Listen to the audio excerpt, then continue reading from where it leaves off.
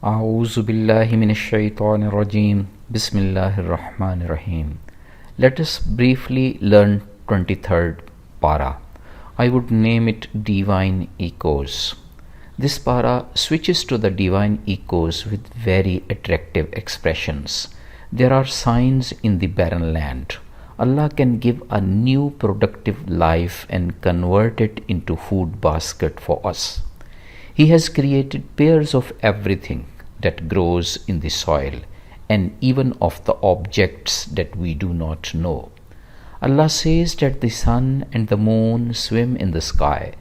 Neither the sun can catch up the moon nor can the night outstrip the day. This indicates systematic pattern of Allah's creation, which encourages us to lead a disciplined life. Divine echoes are full of wisdom for the eternal betterment of humanity. We know that when Allah makes a decision to do anything, He just utters a word and it happens.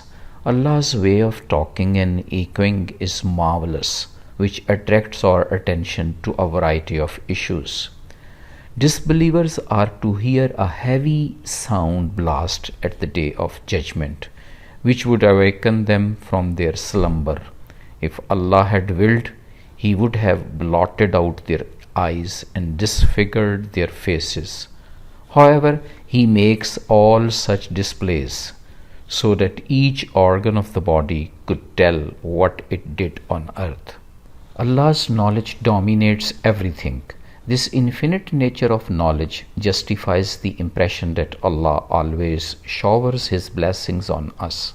When the trumpet will be blown, everyone would come out of the grave and walk briskly toward Allah. The good news of paradise would be announced for the believers.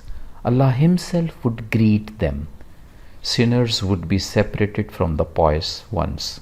Even the hands and feet would bear witness to what they used to do.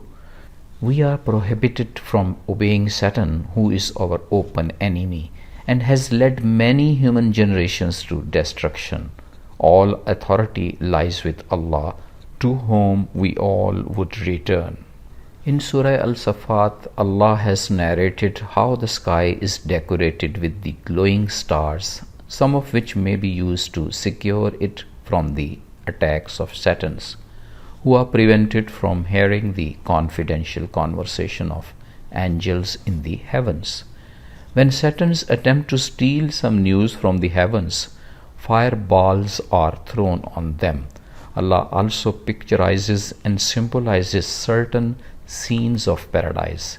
His special believers would enjoy respect and honor, sitting on royal chairs of paradise, facing each other, and drinking delicious and very sparkling drinks of heavenly aroma and quality.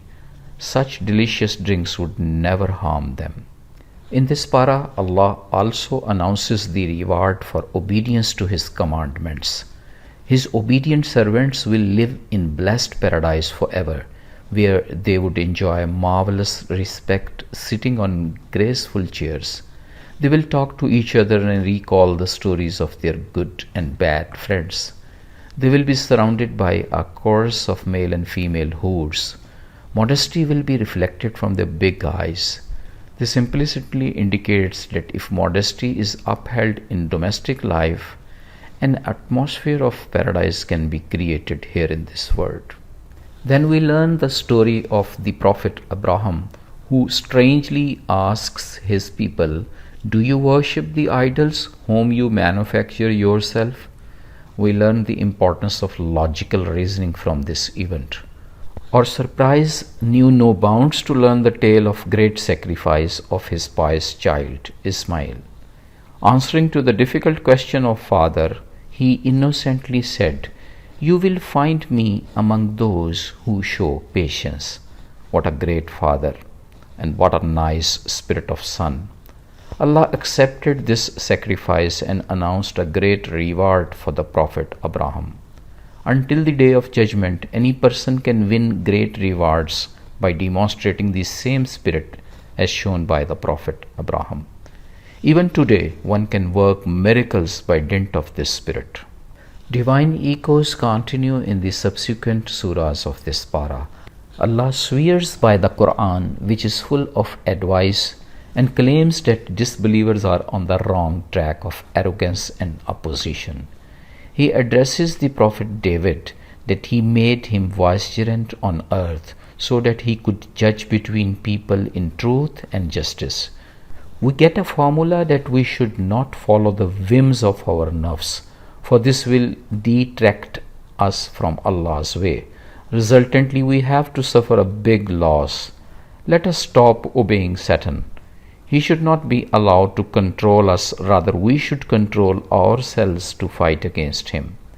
That control can only be attained if we listen to the divine echoes and act accordingly. Allah says that educated and uneducated are not equal.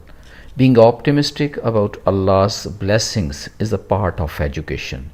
Educated persons learn from the examples of prophets that determined and dedicated turn to Allah is desired whenever one faces satanic attacks.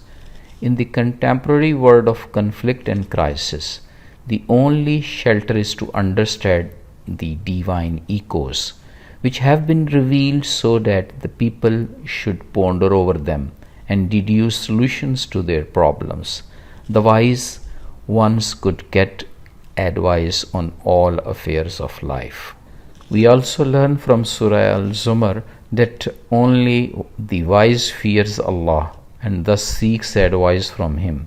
If we fear Allah, our bodies and hearts will become softened while reciting Allah's verses. Those whose hearts have opened to Islam receive enlightenment from Allah. By learning and reciting the Quran, we may find our bodies and hearts spiritually charged. By doing so, we become nature's perfect and favorite respondents. Goodbye.